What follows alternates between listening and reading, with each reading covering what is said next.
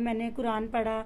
मतलब मुझे अरबी तो नहीं आती है, लेकिन मैं हिंदी में कुरान पढ़ती हूँ। तो मैंने कुरान को पढ़ा, उसके मायनों को पढ़ा, समझा मैंने कि क्या सही है क्या गलत है। और जब मैं मतलब कुरान को मैंने पढ़ा तो मैं इस्लाम के और करीब हो गई हूँ, क्योंकि उसमें हर एक चीज़ की बारीकी, हर चीज़ मुझे मतलब मेरे जहन को छू जाती है वो बात।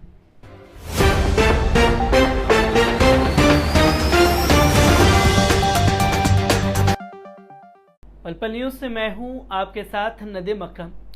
लगातार हम लोग सोशल मीडिया के ज़रिए जो नेशनल मीडिया में एक कम्युनिटी को ख़ास तौर पर टारगेट किया जा रहा है, डॉक्टर उमर गौतम के नाम को लेकर के, मुफ्ती जहांगीर के नाम को लेकर के, सब में एक चीज़ कॉमन है कि जबरन धर्मांतरण कराया जा रहा है। मुसलमान जो हैं खतरनाक साजिश रच रहे हैं, ख़ास तौर पर दूसरे समुदाय के खिलाफ, जिसमें सिर्फ और सिर्फ अगर रडार पर कोई है तो मुसलमान, जिसके लिए जिसको जैसे मौका मिल रहा है वो नफरत बोता जा रहा है। और इस नफरत की सच्चाई क्या है, हर लोगों से बात करने की हम भी कोशिश कर रहे हैं। आज हमारे साथ ऐसे ही एक शख्स मौजूद हैं जो पहले मीना थी, अब मन्नत है। आखिरकार मीना से मन्नत बनने की इनकी कहानी क्या है, इसको भी जानेंगे। और कितना इनके साथ जबरन तरीके से इनसे इस्लाम कबूल करवाया है, इसकी भी सच्चाई आपके सामने रखने की कोशिश करेंगे। तो मीना, आपने जब इस्लाम धर्म कबूल किया, सबसे पहला सवाल मेरा यही है कि मीडिया के ज़रिए ये दावे किए जा रहे हैं कि जबरन जो है मुसलमान बनाया जा रहा है, क्या आपको जबरन तरीके से बनाया गया है? जी नहीं, बिल्कुल नहीं। मैंने जो कुछ किया है अपनी मर्ज़ी से मैंने इस्लाम कबूल करा है।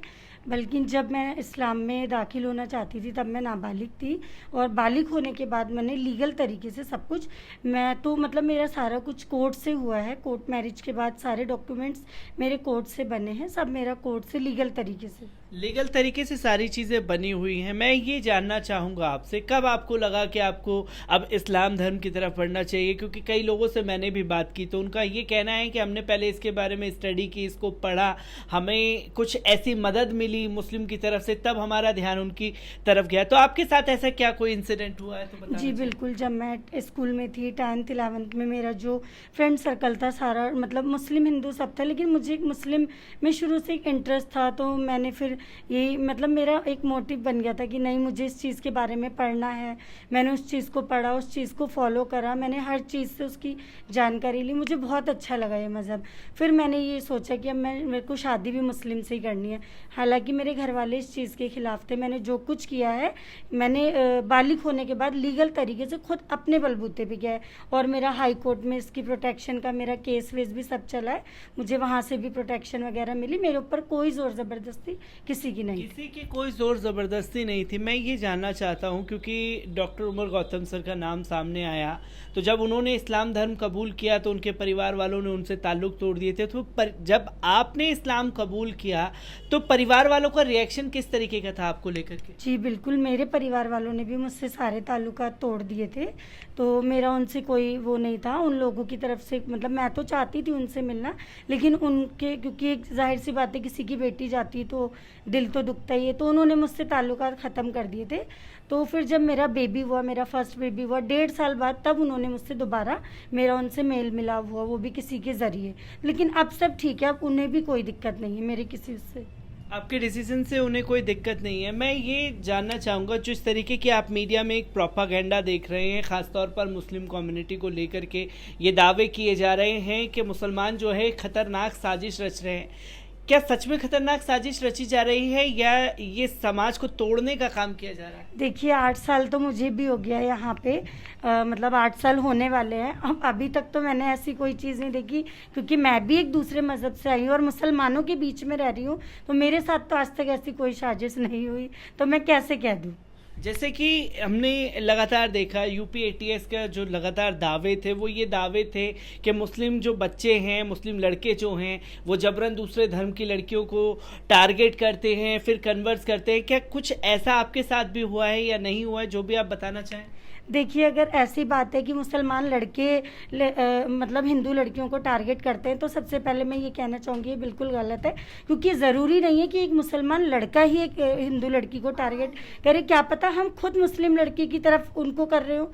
ये भी तो इस तरीके पे भी तो देखिए, मैं तो खुद कहती हूँ मैंने खुद करी है ज़बरदस्ती मुस्लिम से शादी, क्योंकि मैं मुस्लिम हुई थी, तो मैं दूसरे को कैसे कह दूँ। तो यहाँ उल्टा भी तो हो सकता है, क्या पता लड़की लड़के को वो कर रही हो। तो मैंने तो अपनी मर्जी से करा है जो कुछ करा है, मेरे ऊपर किसी लड़के का किसी का कोई दबाव नहीं था।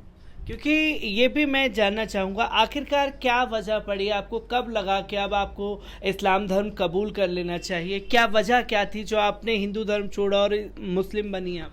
देखिए मुझे बहुत इंटरेस्ट है इसमें। मैंने बताया जैसे कि मैं ओनली 15 इयर्स की थी, 10th क्लास में थी, लेकिन नाबालिग थी, तो मैं कोई भी ऐसा कदम नहीं उठा सकती थी।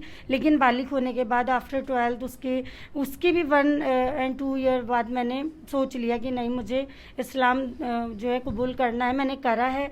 उसके बाद मैंने निकाह भी मुस्लिम लड़के, हद तक कि उन्हें भी नहीं पता था कि मैं हिंदू से मुस्लिम हुई हूँ। उन्हें भी 3-4 महीने बाद पता चला था। उन्हें भी 3-4 महीने बाद पता लगा था। मैं ये जानना चाहूँगा डॉक्टर उमर गौतम को लेकर के जो तस्वीरें सामने आ रही हैं कि वो जबरन जो है लोगों को मुसलमान बनाते थे, डॉक्टर उमर गौतम और मुफ्ती जहांगीर की जो खबरें आ रही हैं उसे किस तरीके से आप देख और समझ रही हैं? देखिए मैं उमर गौतम साहब से कभी मिली नहीं हूँ, मैंने उनका नाम ही सुना है हमेशा, लेकिन मैं कभी उनसे मिली नहीं हूँ। पर मेरा उनके ऊपर कोई दबाव नहीं है, मेरा उनसे कभी कोई मिलाव नहीं, सिर्फ नाम सुना है। मैं तो डायरेक्ट कोर्ट में गई थी, कोर्ट में मेरी कोर्ट मैरिज हुई थी, वहीं से मेरा लीगल तरीके से मजिस्ट्रेट के सामने मेरी पूरी वीडियो बनी हुई है। अगर इधर ये आप कहते हैं कि उमर गौतम साहब भड़का रहे हैं या वो कर रहे हैं, लेकिन मैं तो उनसे आज तक मिली ही नहीं हूँ। मेरा तो जो कुछ हुआ है सब डायरेक्ट पटियाला हाउस कोर्ट से हुआ है। उसके बाद मेरा हाई कोर्ट में केस चला है, मतलब 8-9 महीने मेरा प्रोटेक्शन केस चला है वहाँ से, और वहाँ भी मेरी पूरी वीडियो बनी। उन्होंने मुझसे बार बार यही पूछा क्या कोई ज़ोर ज़बरदस्ती आपके साथ, मैंने कहा नहीं, मैं अपनी मर्जी से सब कुछ कर रही हूँ। मजिस्ट्रेट ने ये सवाल आपसे पूछा था। मैं ये भी बताना चाहूँगा दर्शकों को कि जो दावे किए जा रहे हैं डॉक्टर उमर गौतम ऐसा करते थे, आपको लीगल तरीके से गुजरना पड़ता है, और जब लास्ट टाइम आप दूसरे धर्म की तरफ बढ़ते हैं तो मजिस्ट्रेट के सामने पेशी होती है। वहाँ आप जो कहना चाहें मजिस्ट्रेट आपसे सवाल पूछता है, अगर वहाँ कुछ डाउट लगता है तब जाकर के उस चीज़ को रोका भी जा सकता है। पर मैं ये भी जानना चाहूँगा कि पहले आपने इस्लाम धर्म कबूल किया, फिर जाकर के आपने मुस्लिम से शादी की है? देखिए ऐसा था, मैंने इस्लाम धर्म कबूल कर लिया था, लेकिन उसका मेरे पास कोई लीगल सर्टिफिकेट नहीं था। तो जो मेरा जो लीगल डॉक्यूमेंट्स बने वो मेरे निकाह के बाद ही बने हैं। पहले मेरी कोर्ट मैरिज हुई है, फिर उसी पटियाला हाउस कोर्ट में वहीं के जो वकील थे उन्होंने मतलब उनको बुलाया, काजी साहब को, वहीं निकाह हुआ, मजिस्ट्रेट के सामने मुझे पेश किया गया। उन्होंने मुझसे मेरी पूरी वीडियो बनी, उन्होंने कहा कि आपके ऊपर कोई किसी तरीके का कोई दबाव है, ये लड़का आपसे कोई ज़ोर ज़बरदस्ती से कर रहा है। मैंने कहा नहीं, ऐसा कुछ नहीं। उसके बाद भी शादी के 8-9 महीने तक भी मेरा ये केस हाई कोर्ट में चला है, तब भी मेरा सारा मतलब वीडियो वगैरह सब बनी है। मेरे ऊपर किसी का कोई दबाव नहीं था, मैंने अपनी मर्जी से की। मैं एक आखिरी सवाल आपसे लेना चाहूँगा, क्योंकि आपने 15 साल जो हैं हिंदू धर्म को भी जिया, 8 साल आपको हो चुके हैं इस्लाम कबूल किए हुए, आप खुश हैं? जी हाँ, मैं बहुत खुश हूँ, क्योंकि ससुराल वाले बहुत सपोर्ट करते हैं और हर चीज़ से बहुत अच्छे से रखते हैं, हर चीज़ में बहुत साथ देते हैं। मतलब ऐसा नहीं है कि मैं दूसरे मज़हब से आई हूँ तो इस चीज़ को वो उल्टा और खुश होते हैं कि कोई बात नहीं, अपना सब कुछ छोड़ा है, हमारे घर में अच्छे से मतलब आई हैं, रह रही हैं, हर चीज़ को बहुत अच्छे से समझते हैं और बहुत सपोर्ट करते हैं मुझे। तो मीना हमारे साथ मौजूद थी, जिन्होंने साफ तौर पर ये बताने और समझाने की भी कोशिश की है कि जो जबरन धर्मांतरण का लेकर के एक मुद्दा बनाने की कोशिश की जा रही है वो असल में मुद्दा है ही नहीं।